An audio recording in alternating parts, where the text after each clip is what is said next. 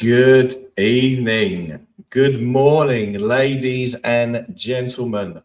We have got an instant reaction to the backs against the walls job in Monaco tonight.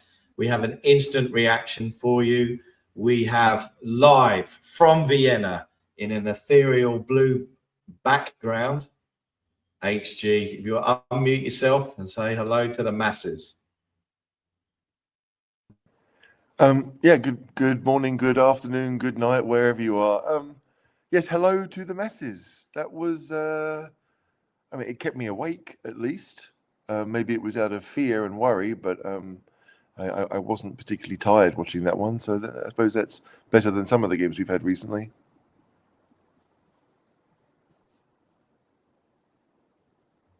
You weren't particularly tired. That's good. I, on the other hand, was. And I don't know why. It was very weird, right? Listen, it's a 6 a.m. kickoff. That's a fine time to watch in the context of Australia. Yeah, that's number one. Number two, I had a massive mug, a Union Jack mug, don't judge me, of coffee. I had 3 Tic Tacs and I still dozed off. Now, is it the fact that I'm nearly in my mid-50s as of this week?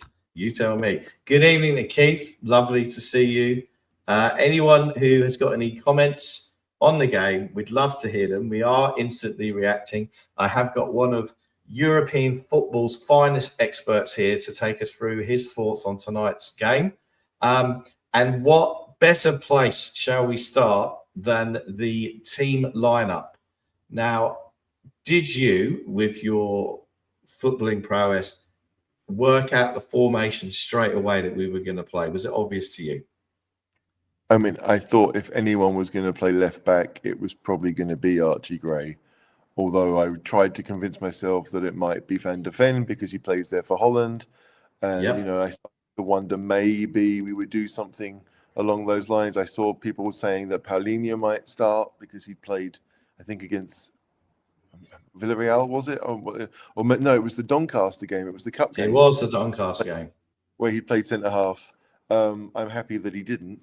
But it felt like the most obvious solution was that Archie Gray would play there because he'd done it last season and actually done quite well. I remember watching him in the game against Ferencváros in the Europa League, and I thought he looked half decent at left back. So, that would have been my guess, but it wasn't massively obvious. And as we know from all the Spurs groups, people were trying to make sense of it, and that's never a good sign.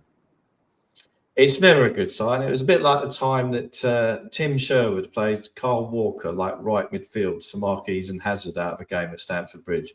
And my brother and I spent 20 minutes trying to work it out. Mourinho didn't, and they won about 4-0, right? Now, the interesting thing is but Spencer's rested or dropped. Did you catch the Villa game on the weekend? Oh, yeah, no, I watched it. Yeah, I watched the Villa game. Look, I'm not a massive fan of Jed Spence at left back, especially when you want him to go forward. I think he's done all right for England. I will say that. But if you're expecting your left back to be part of your attack, which I think certainly on Sunday against Villa, that's what we wanted. We wanted to get the fullbacks forward. It's going to be a problem. So yeah, I guess I was. Yeah, look, I wasn't expecting Gray to get the nod over him, but I'm glad that Gray played because I think. Of those 3 midfielders, and we say that Pape Sarr is of a similar age. He's 23 now. He's not as young as Bergvall and Gray. But of those 3, I think Gray is the one I want to see play more often. I think he's the one that actually looks the part no matter where you put him. Well, I think that as the game went on. And our best spell in the whole game, which was towards the end of the game, but we'll get to that in due course. And Bergvall was back as a 10, and we had the double pivot. Now, I did a bit of research on you, HG, this week. I hope you don't mind. You made your a comeback on the cheese room. You said and this is before the Villa game, just to be clear. Yeah. Just to be clear, you said that Bentancur knits to play together. He's one of your favourite players. Yep. I'm coming at it at home. I don't want to see a Bentancur Paulinho double pivot. You seemed quite relaxed about it. And this is before the Villa game, so I'm not being Harry hindsight here. Mm-hmm. Yeah, look, I'll be honest. I don't think that's the biggest problem with Spurs right now. And I know a lot of people have kind of focused on that because they're unable to pass the ball through midfield. And I mean, against Villa, we didn't even really try. Like the whole game plan was to avoid Villa's midfield. They like to have everyone quite narrow. And so it made sense to not try and play through that, especially when we don't have a particularly secure number 10 on the ball who can't seem to buy a foul, even if he does get kicked into the stands. So it's a weird one. Like I do think Bentancur at his best, if we allow him to play, and that means if we're good enough as a team to get him playing in the opponent's half more often, then he can do that. I think he showed that when he was partnering Højbjerg in midfield, that the two of them actually dovetail quite well, and he pops up and scores goals as he did against Villa. So I think the issue is if you want to play them both deep, and that is what Thomas Frank seems to want to do. He wants to have both sit. Then the issue is, well, the rest of the team has to find a threat from somewhere else, and I think that's where we're struggling. And so I don't think Bentancur is the issue quality-wise, but perhaps we're just asking him to do something that means the team doesn't function at its best. Mm-hmm. You see, I think best will in the world. In a starting lineup at home, I like Paulinho. He's 6, done, tick. I would prefer a Bergvall or a Sarr or a Kulu when fit as your 8, and then your Xavi Seaman at 10, and Bentancur plays a double pivot when we're up against the top 6 away or other games. That's my view on it. But, I can completely understand that. But the thing is that no matter where we're playing with a double pivot. And to me, perhaps Sarr offers even less going forward than Bentancur does. He's not really winning to run with the ball. He's very good at running. And he's very good at getting into positions to make life difficult. But you don't expect him to he doesn't take people on. He doesn't use that athleticism to get past people. And Bergvall, as much as there is quality there, right now it feels as if he's a bit of a headless chicken and wants to do everything, and he's almost trying too hard. If he kept it maybe a bit more simple, then we might see more of him. But he's not a 10, and so if you're asking him to keep up with Richarlison and to also be part of the midfield and to also make sure that the wingers have someone inside to support them, then of course it's going to look like he's trying too hard, because he is literally trying to be a bit of everything. And I think with Bergvall's potential, again, if the rest of the side was better, we could see him as what I would consider to be a Frank Lampard type of 10, where he's just there to get on the end of things in the box and to knit things together. But I despite all the goals he scored for Chelsea, I always felt that Frank Lampard was the beneficiary of the entire Chelsea system, where he didn't have to do anything else apart from be that guy. And that, quality-wise, he wasn't as good as Gerrard, and he wasn't as good as Scholes, and he wasn't as good as Carrick in various things, but he was very, very elite at that one thing.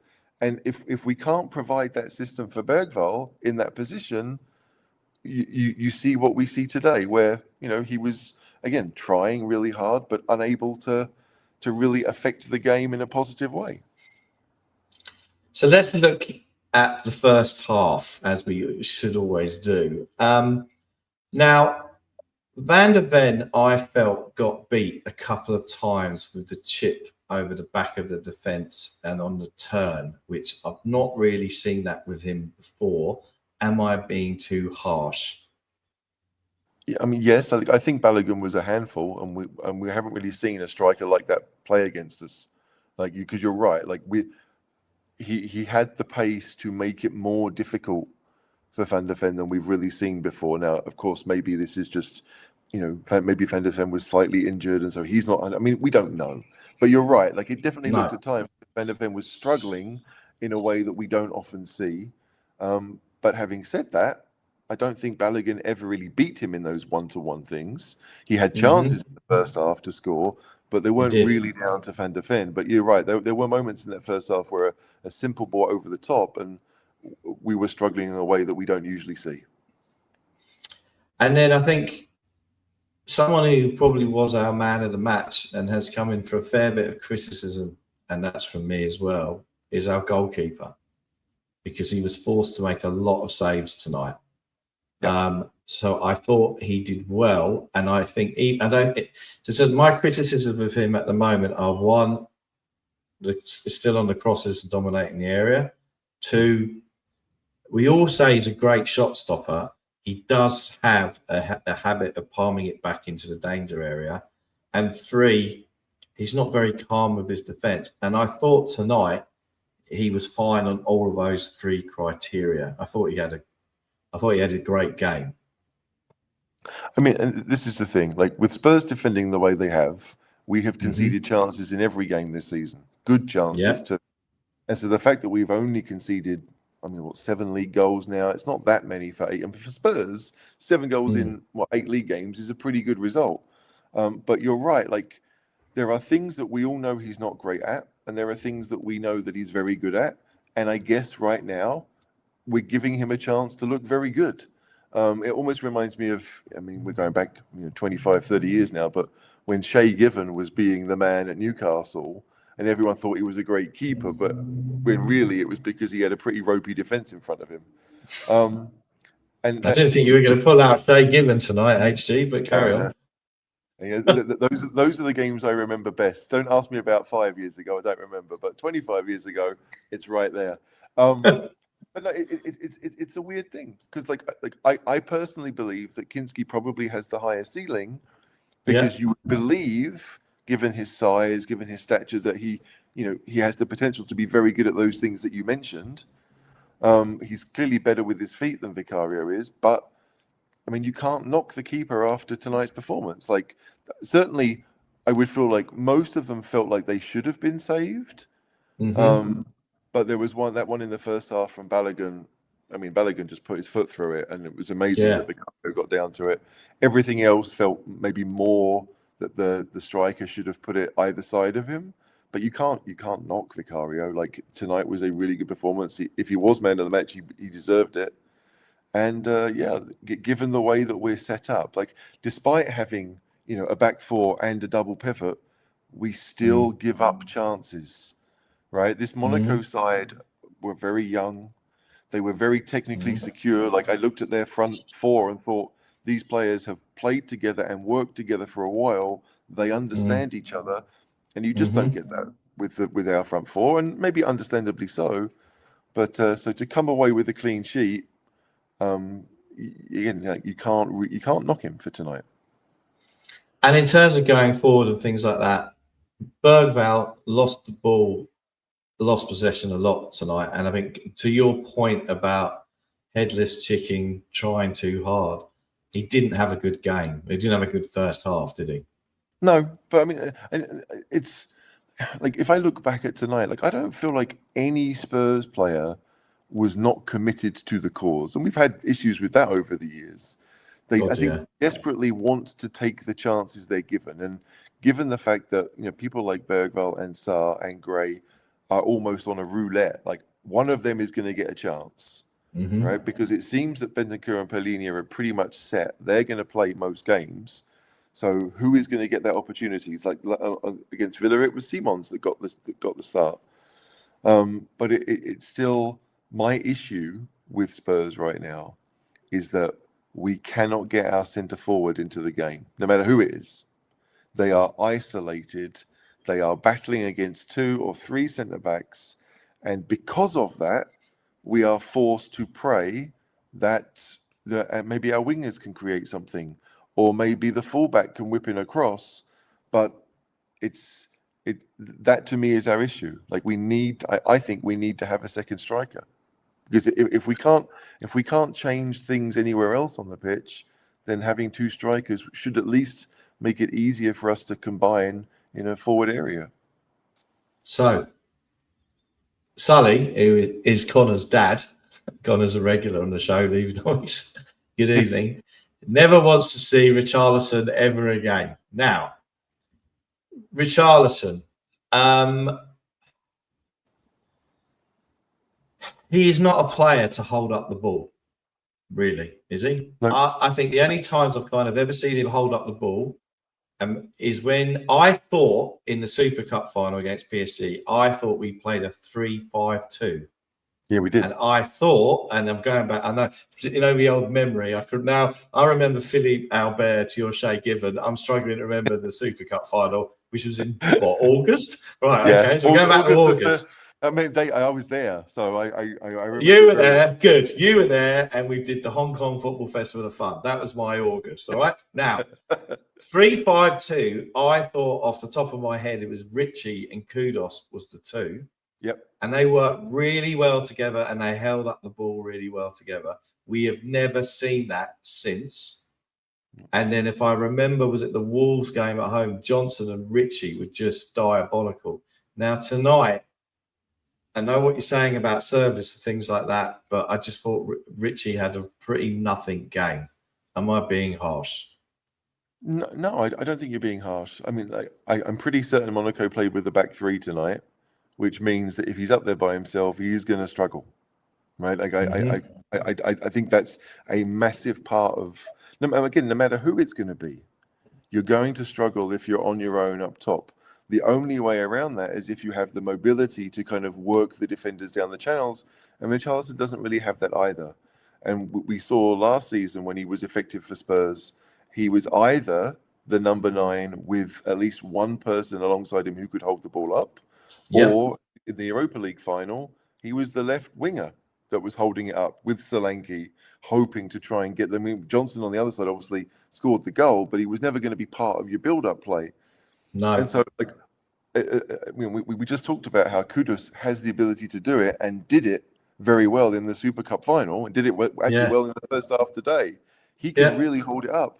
But if they're not in the same area, then they cannot combine with each other. And so, even if Kudus can bring it down, where is that pass? Where is his teammate?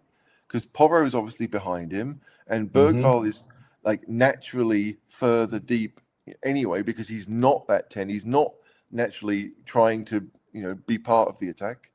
It's a problem. So I don't think Richarlison played well today. I don't think Xavi played well on Sunday. But no, he didn't.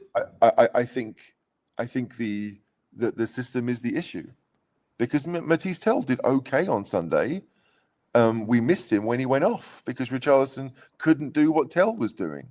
It's a weird issue where I really believe we have to play with two up top. That would be the system that gets the best out of the players that we have.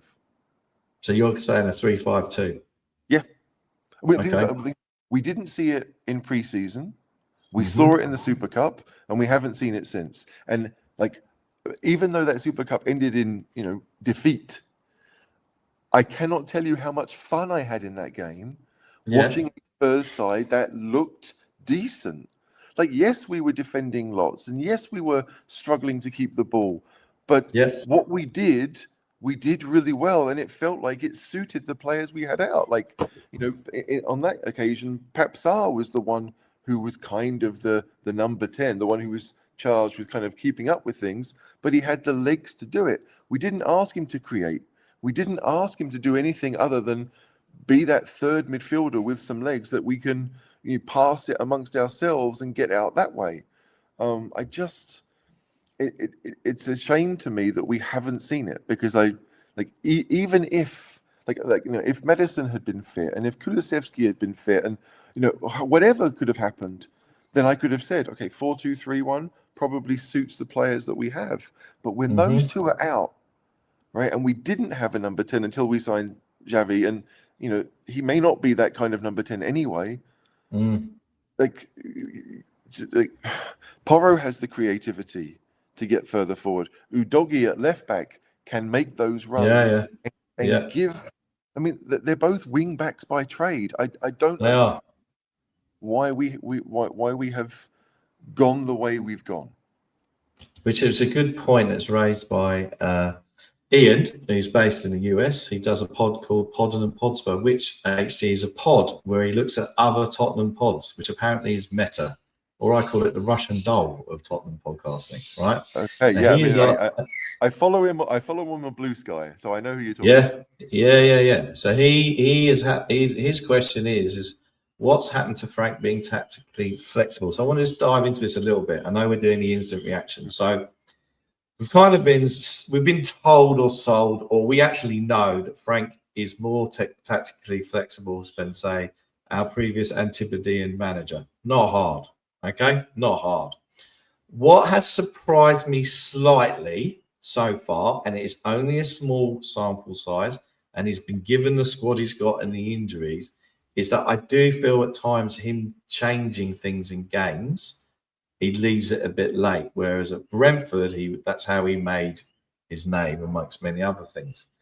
So this 3-5-2, and you're not going to like this next bit, HG, so get ready. Johnson's best position, I think, would be as one of the two in the 3-5-2. Yeah, I would agree. Yeah. I think it's the only way that it would resurrect his Tottenham career is if we did that. The only player in our squad who I think would suffer by us playing 3-5-2 is Odebear, probably. Yeah. And Odebear, to be fair to him, was pretty good today. I was pretty impressed, like especially that one move in the first half where he was running to the right and then cut back onto the left and played in return. That's the kind of player that we want to see. 3-5-2 probably wouldn't suit him, but like even someone like Kulusevski has played in a 2 up top for Sweden. Like there are so many players that would not look out of place. Like I think Matisse Tell, I could see him being a central striker who likes to drift left in the same way that Kudus would be, or Kulusevski would be the central striker that wants to drift to the right. Like, and Johnson could be that guy who just, Brennan Johnson is basically the Welsh Theo Walcott, right? Like, doesn't really do anything. And I think he looks a bit like Michael Sheen. A bit harsh on Michael, but I just like a bit harsh on Theo Walcott. He's a good finisher. That's really all he is, right? And he's got pace, which is what Walcott had. Like that is the place where you minimize his weaknesses the most. Let's put it like that. Yeah. Okay. Odegaard. So you mentioned him. You felt he had a good game.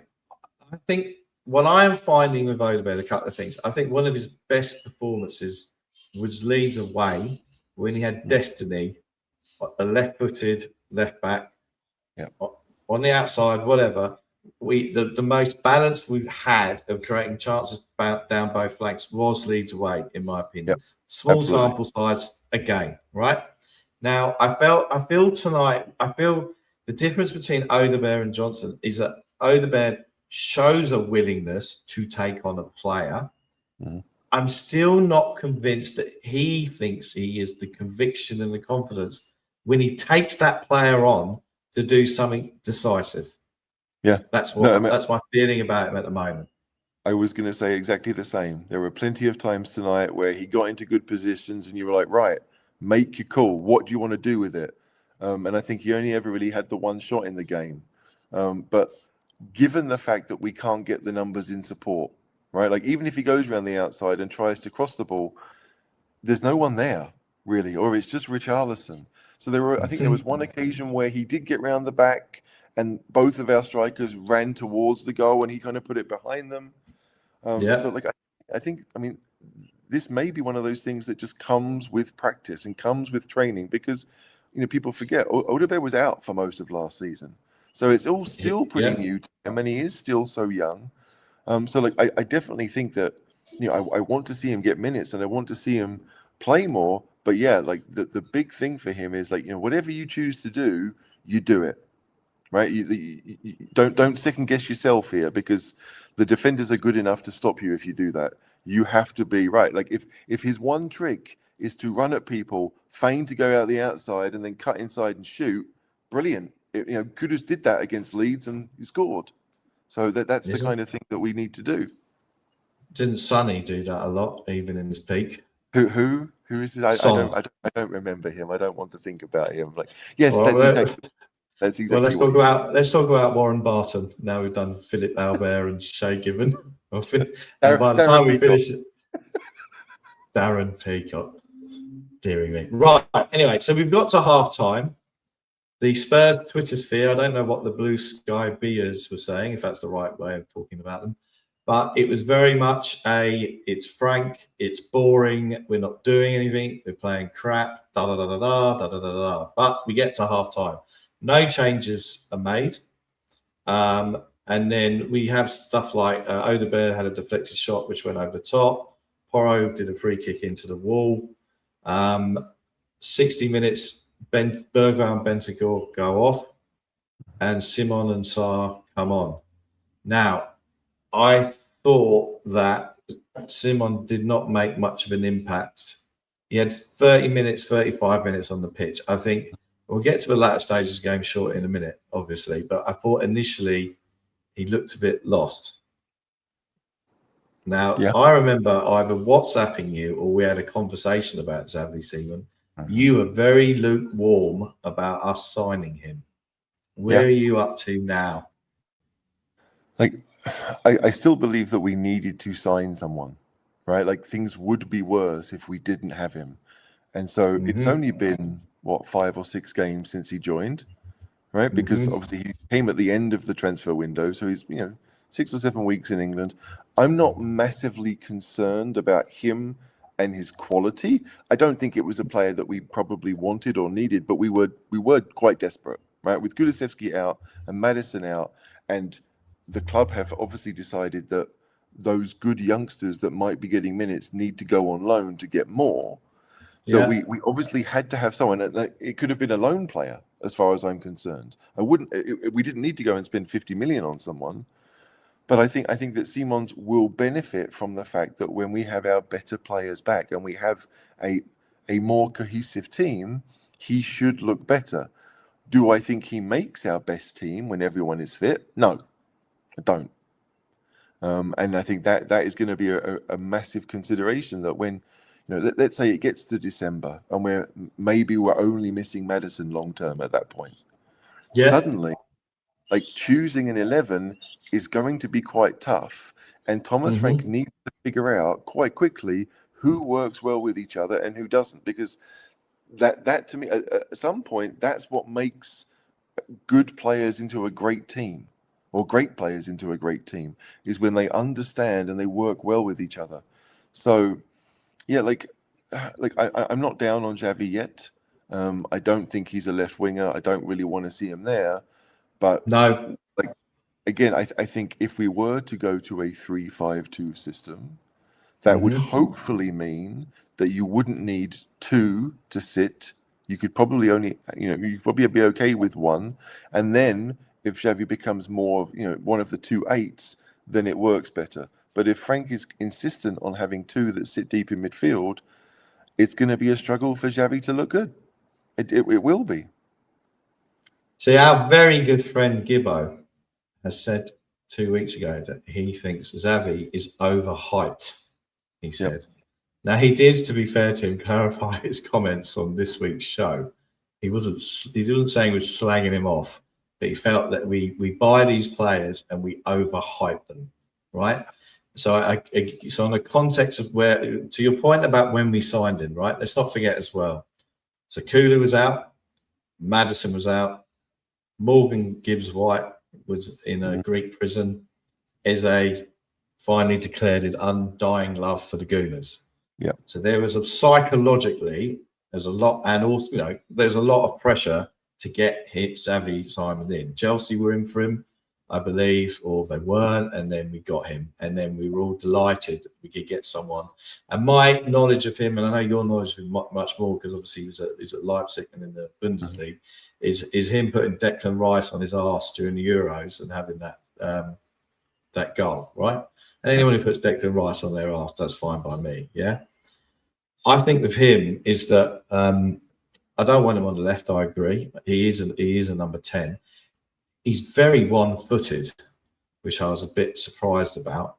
And one of our joint favourite players over the years, Eric Coco Lamela, was very one-footed as well.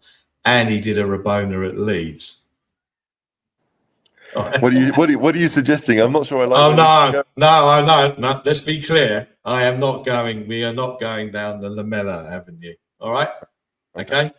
However, look, I like the look of him. I think he's got something about him. I think the way he receives the ball, he looks like a technically gifted player. He's got to adjust to the Premier League. We get all that, right? I think that the first part of when the first half of when he played in the second half, I thought he was struggling a bit. And me and you were having a bit of a laugh about Johnson's impact on the game. And I said, well, what's Xavi done? Now, in all of this that we're talking about that's going on, we've had more Vicario saves.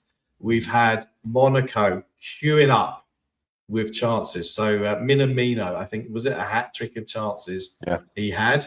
I mean, we should buy him if he's going to be that profligate in front of goal. And that's where we got to. Now, at that point in time, it was all looking a bit desperate, and it was back to the Wolves' job. Now, I want to talk about the cameo from Moani when he came on. And I want to talk about the fact that when Spence came on and Gray was put into the midfield, you know, me and you have watched Tottenham for, I'm coming to my point, don't worry, HG. Me and you have watched Tottenham for a very, very long time. And sometimes by hook or by crook, we land into, actually, this is what a shape looks like with the personnel. Now, I liked Gray when he was put in the midfield. I loved Moani. I mean, I've been pissed off with him that he's come to us unfit. But there was a player who held up the ball. There's a bit of devilry about him. And he's got everything that Richarlison has not got. He can hold up the ball, and he looks like a skillful player. You know him well from Frankfurt days, so you've always liked him. Yeah, I mean, I watched him. He only did one season at Eintracht Frankfurt. They signed him on a free on a Bosman, and people were like, "Who is this guy?" And they sold him a season later for 90-odd million to PSG. But honestly, when we signed him, like, he's the best centre forward we have. I've no doubt about it. No doubt in my mind. He can do more than Solanke can, than Tell can, than, I mean, Richarlison can. Like, he is the best centre forward we have because he can create. He can beat a man down the wing. He can be the number 9 and win headers in the box. He's two-footed. Like, I've seen him score goals. Like, I remember one goal he scored, I think, at Bayern. And he just outdid their centre back for pace, and then a really tight angle beat Manuel Neuer with his left foot into the far corner. Like, most players can't do that. I'm pretty certain Harry Kane can't do that. It's certainly not the pace bit. So it's like I want to see him fully fit, because my belief is when he's fully fit, he starts. When everyone's fit, he starts, and it will be a case of who you bring on to either play with him, or who plays with him, or like Richarlison can go back to being what I lovingly term the Fellaini sub, right? Who comes on and can be a threat to the box, because that's what he is. Like, if you're chasing a goal, Richarlison will put himself there and will certainly, I think, get on the end of things. But if you want someone to work in build up, that's not it. And I really believe that if you played with a front two, there are so many possible central strikers at Spurs. Like, I mean, really, you talked about how Brennan Johnson would work best there. But then, like, if I'm going to pick a player that he needs to play with, I would probably have him playing with Tell, because I think Tell has the best passing range out of any of those options. And that's what you would need. You would need someone who would be able to find the run over the top. Granted, I think Brennan would be offside 9 times out of 10, but that's irrelevant, right? But whether it's Tell or Kulusevski or Solanke, there are so many options that it would be like our midfield, where we can say, you know what, a couple of these we may not need, right?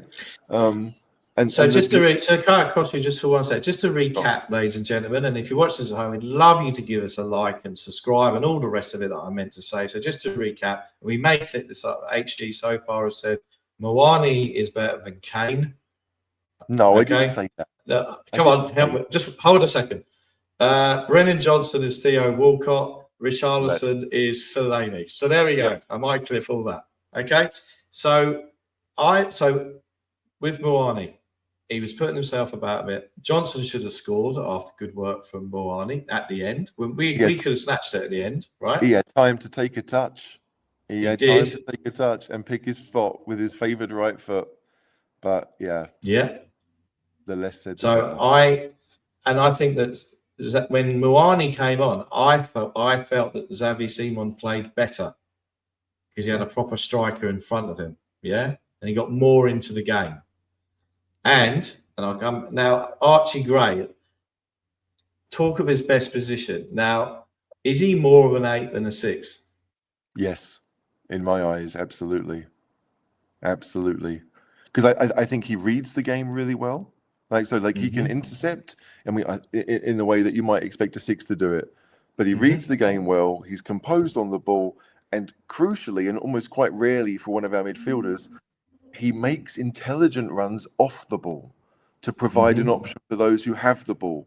There have been a number of occasions where he's almost run into them. I think at Leeds it happened once when he came on, where Porro just kind of chipped the ball kind of towards the area, and Gray was making that run from midfield and was able to bring it down. And he moves defenders, right? His movement off the ball means that defenders have to track him, and when they track him, it opens gaps. So, I can understand that Bentancur and Polinia are Frank's favoured too, but if you were to ask me which of our players was more like Bentancur than anyone else, it would be Archie Gray, because I really think he has a bit of everything and should be getting more minutes than Sarr and Bergwall. You see, I don't think Kavinsky's in a very good mood tonight. I don't think he enjoyed watching the game. So I think that I think the challenge though is that we have got a truckload of number 8s. Yeah, and I would sell Sarr. Would you? Yeah. And it's not necessarily because I think he's a bad player. I don't think he's a bad player, but I just think if you've got 3 number 8s, because I think Bergwall to all intents and purposes is an 8, and Sarr, if you trained Sarr as a 6 and you said, right, I just want you to sit and get the ball and pass it simply, I think that's probably his best position. I don't see him being this kind of rangy midfielder that can get all over the pitch. I want him to almost run side to side and stop fires. If we could train Sarr to do that, then I think he's worth keeping. But if we decide to go and sign another 6 or someone else to do what Paulinho is doing, then the fact that Bergwall and Gray will both count as club-grown and homegrown means that Sarr is the odd one out, if only for that reason. And I mean, I do think he's the worst of the 3, but I think if only for that reason, he is the one who is should be most likely to go. And bearing in mind that Kulu's probably his best position as an 8. Yeah. Yeah. It's. See, I don't. When I look at Sarr, I see someone who's a willing runner, and he's good off the ball. And it sounds awful, but I'm thinking that's a skill set that I could probably teach myself. I want footballers who are good on the ball, and they can do the other things. It's obviously very important to be that kind of player, to make life difficult but I don't know if I can sit here and say what is Sarr really good at. I don't know what it is, right? I can talk about Bergwall maybe having the confidence, almost an overconfidence. I can look at Kudus. I can look at players and say, this is what you're very good at. Even Johnson, I can do that. But with Sarr, well, there is only one thing, so it's quite easy to find. But I just that's the issue with him. As an 18-year-old, 19-year-old, you would look at him and you would think, hey, he's got a bit of everything. If we could develop one of those things, he's going to be a superstar. But we haven't. We've let him just kind of continue on the same way. And I think I've said for a while, I really think he could be a very, very good 6. Someone who literally his job is to win the ball and keep it simple. He's got good passing, short passing off of both feet. I don't expect him to spray the ball 20, 30 yards. I don't think that's his game. But if you said to him, right, your job is to hunt and to sit and to make sure that people don't get past you and to win the ball cleanly, that could be something he would become elite at. But if we don't do that, then he's the one to go. Yeah, I mean, I think Sar's debut was at the San Siro, AC Milan away, and he pretty much either played a double pivot or the number 6. And I remember that night that his passing, and he's actually bringing the ball out of defence, and his passing was pretty good that night. I thought he had a good game doing that, right? But I think that to your point about if you had to sell one of them, yeah, probably him. But I'd be getting rid of him, Johnson, and Richarlison, Oh, regardless. there are others to go for sure. Yeah, right. there are others to go. But I think that I think that I think so. Kavinsky's point around, I'm getting the feeling from Kavinsky that we're not fighting or not. I still thought that was a battling performance tonight. Okay, all right. Now, whatever you can say, it wasn't a great performance, and it wasn't peak Tottenham or what we want to see. But they still battled to get what they needed to do tonight. Yeah, I'm not convinced that someone said on the Twitter Spaces this week that Monaco is a tough place to go. It's on top of a car park. Their ultras rattle jewelry. It's not that difficult to go to Monaco. All right. Maybe Alan Sugar was there with his yacht and Jurgen Klinsmann again. Right. But a comment from Michael Bergvall was useless today. But you can't see we needed Sarr was better with him. Really? There we go. Michael's disagreeing. No, I mean, but this is it. Like, were we better with Sarr? Probably, but that to me, that's more down to the fact that we were misusing Bergvall to begin with, because we're asking him to do something he's not great at. And had we started the other way round, and Sarr started and Bergvall came on, I'd be sitting here going, "Oh, Bergvall was better than Sarr." Neither of them were great, but I would probably be saying that. And I think it is a case of if we've got these players, we need to put them in situations where they can do what we have signed them to do, what we know they are good at. And right now, the 4-2-3-1, 4-3-3, whatever it is we're trying to do, doesn't suit a lot of our players. It doesn't create the best team from the players we have available. And we only had 16 senior players tonight. Yeah, and they all play. Yeah. Right?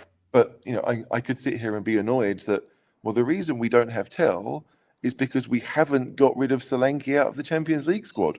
We could do it, right? But we have decided that for whatever reason, whenever Solanke comes back, he is going to be vital enough to be part of it. So it's tough.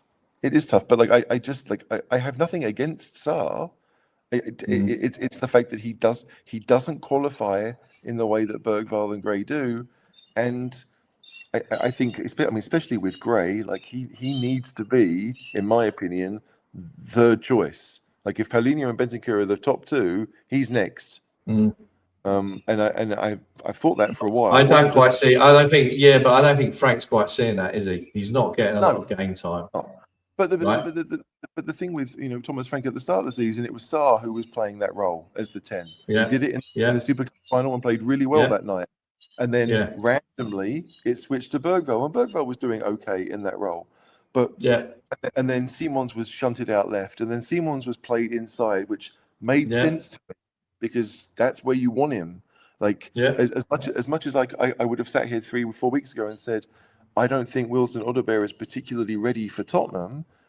If Matisse Tell is not in the squad, then Odobert has to play left wing because he's the only one. It's a round peg in a round hole, which is really what Spurs need to do.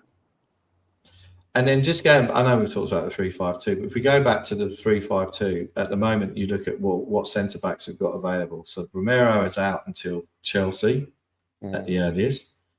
Dragusin, they're saying he's back in training, but he's been out for a long time. Who you got left? VDV, Denzo. Well, him and his foot, with this foot condition he has. I know he only spent 5 minutes. He's not even in the Champions League squad, is he? He can't be. No, I don't think so. No, he's not. So you're gone. If I'm going to add another one, right? I actually believe that if we were going to go 3 at the back, the best 3 we could do would be Van der Ven at left side, Romero in the middle, and Jed Spence as the right-sided centre back. because to me, Jed Spence is a right-footed Van der Ven, right? Right. And Interesting. if you're playing a back three and you've got one guy on one side who can cover both left back and centre back, and you've got one guy on the other side who's, trained right back. Apparently, Spence was even a centre back in the Fulham Academy. But like those three, to me, have everything you want. You've got two with lightning pace. You've got one who's really good at passing. Those three would work really well. And then, to me, that means that if we're talking best 11s with everyone fit, then that means Udogie is your left wing back and Porro is your right wing back, which again is where they should be playing. Their best positions. They are not fullbacks. After that, we've got all the manner of choices you could make, right? Yeah. It might be Palhinha and Bentancur. It might be Palhinha and Gray. Your top two could be Kolomouani and Tell, or you'd have lots of options there.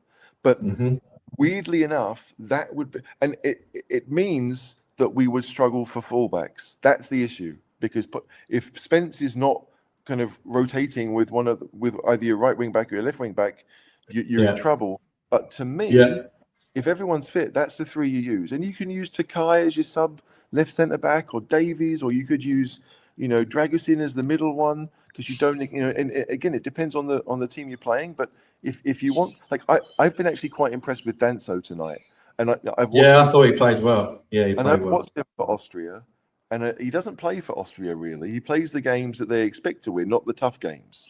So he's kind of like he doesn't start for them in their best 11, Danso. Right.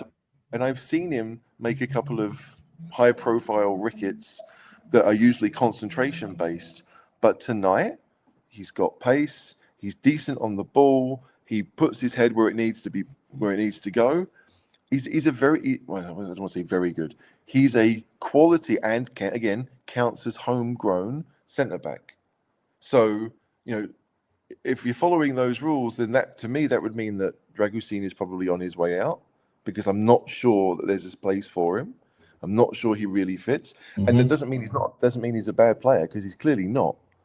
But at some point, we're going to have to make a choice, because we've got Phillips out on loan, we've got Vuskovic out on loan, we've got a logjam of what could be quality players that you might need to keep around in future seasons, that we won't be loaning them out because they are fourth or fifth choice, or even higher.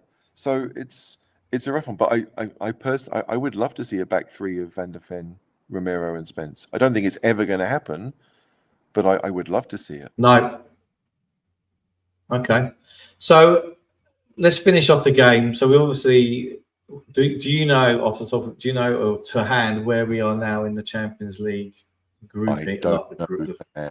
I imagine we're top 15, but I don't think we're top 8 or top 9 or whatever it is, because 5 points is okay but not great.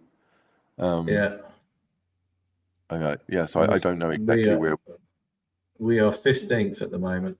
There you go, right? And that's probably fair. And like, if you'd said at the start of the season, like you want to win your home games and you want to make sure you don't lose your away games, well, that's what we've done, right? Yeah.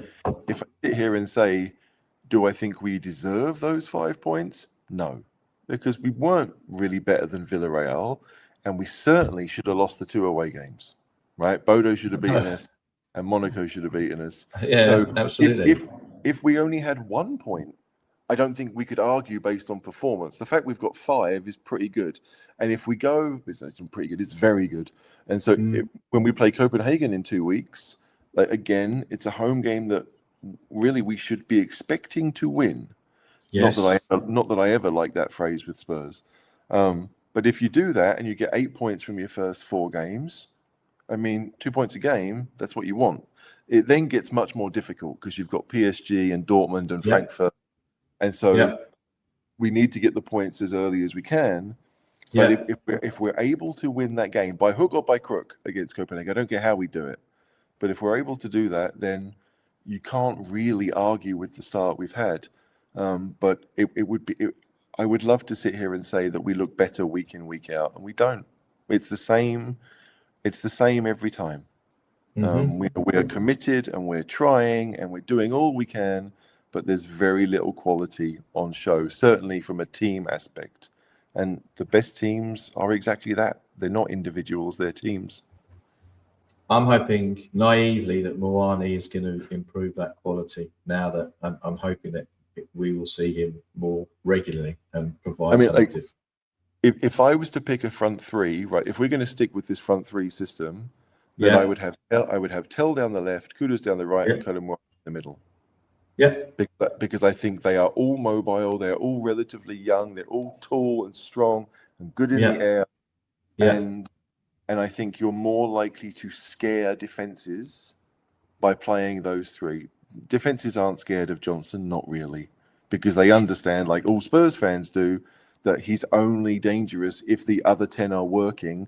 And right now, that's not the case with Spurs. So you can forget about Johnson, right? It would be a bit harsh on Odebear because he's getting a run of games, and I do think he's getting better most weeks. So I think that he's gaining in confidence for someone who's still pretty young.